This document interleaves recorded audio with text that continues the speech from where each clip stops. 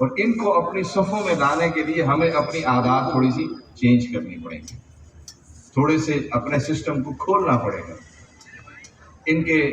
کندھے پر تھپکی دینی پڑے گی، ان کی کمیوں کوتاہیوں سے درگزر کرنا پڑے گا۔ میں نے فوکس اس لیے کیا کہ یہ ہماری ضرورت ہے آج کی۔ ان کو اپنے ساتھ شامل کیجیے۔ ظاہر ہے میں نے کوئی فقہی بیعت آپ کے سامنے نہیں کی ہے عید ملن کے حوالے سے، ظاہر حکم تھا نظم کا کہ بات کرنی ہے تو بات کر رہا ہوں میں، لیکن ظاہر ہے کہ ہمیں خود سوچنا چاہیے کہ کون سی ایسی چیزیں جو دین ہی کے دائرے کے اندر ہم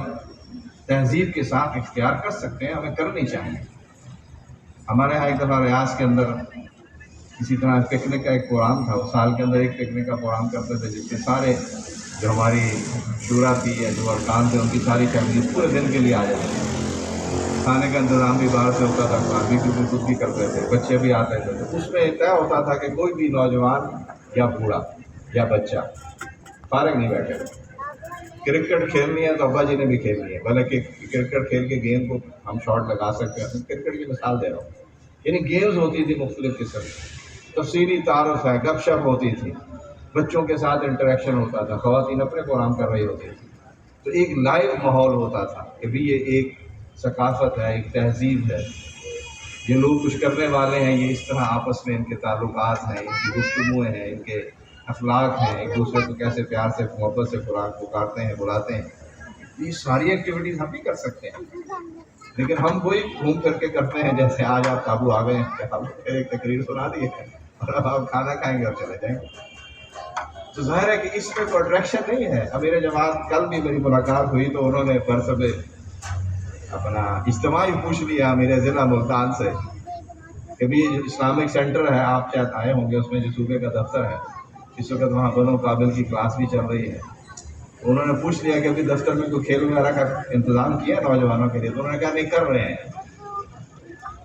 تو حافظ صاحب کہتے ہیں کہ میں جب سے آیا ہوں 3 دفعہ آ چکا ہوں، 3 دفعہ مجھے یہ جواب دیتے ہیں کہ ہم کر رہے ہیں۔ اس کا ایک پیمانہ بڑا خوبصورت تھا جو انہوں نے خود بھی اس کا ذکر کیا، میں بھی اکثر کی جگہوں پہ کرتا ہوں، کہ جو آپ کا دفتر ہے جماعت اسلامی، یہ مسجد حق ہے نا جی، کچھ تو چلا آ رہا ہے، کسی سے پوچھ رہا تو کہے گا جماعت اسلامی دفتر وہ مسجد حق ہے۔ اچھا، مسجد الحق میں مسجد کے علاوہ کوئی اور اٹریکشن ہے؟ مجھے بتائیے، کوئی اور اٹریکشن ہے؟ یعنی میں اگر اپنے بچوں کو لے جاؤں یا آپ اپنے بچوں کو لے جائیں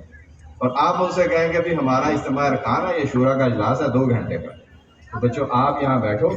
کوئی کام شام کرو، ہم اپنا ظاہر ہم دروازہ بند کر کے اجتماع کرتے ہیں اپنا شورا کا، تو اس میں تو بچے نہیں بیٹھیں گے۔ اب وہ مجھے بتائیے کہ وہ بچے اگر آپ نے لے آئے ہیں غلطی سے، 2 گھنٹے وہ بیٹھ کے وہاں پر کیا کریں گے؟ اگلی دفعہ وہ کہیں گے ابا جی ایسے بھی جانا، ہم خود ہی جائیں گے،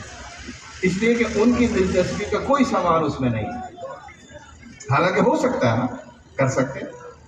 لیکن ہمارا ذہن زیادہ سے زیادہ آپ یہ کر لیں گے کہ آپ لائبریری بنا دیں گے کہ اچھا جی کتابیں پڑھو نہ بیٹھ گے۔ کہنے کا مقصد یہ ہے کہ اس کے اوپر غور و فکر کریں کہ ہمارا جو مراکز ہے نا یہ پبلک کے مراکز ہونے چاہیے، لوگ خوشی سے اس میں آنا چاہتے ہیں، ان کی دلچسپی کے سامان موجود ہوں۔ یہ پیارے نبی صلی اللہ علیہ وسلم کی سیرت سے ملتا ہے۔ کمیونٹی سینٹر کا تصور دیا، مسجد کے اندر ہی تھا نا سب کچھ، یہاں مسجد کے اندر تو دوسرا فرقے کا کوئی فرد آ جائے تو اس کا مسئلہ بن جاتا ہے، تو خود تو پیارے نبی صلی اللہ علیہ وسلم نے نجران سے جو عیسائیوں کا وفد آیا تھا تو آپ نے خود اپنے دست مبارک سے مسجد کے صحن کے اندر تو ان کے خیمے لگائے تھے، عیسائی تھے وہ، غیر مسلم تھے۔ بات یہ ہے کہ ہمیں اپنی ذہن کو وسعت دینی ہوگی، ہم تو مسلمانوں میں کام کر رہے ہیں، لیکن نوجوانوں کے لیے ہم پروگرام کا ارینج کر سکیں۔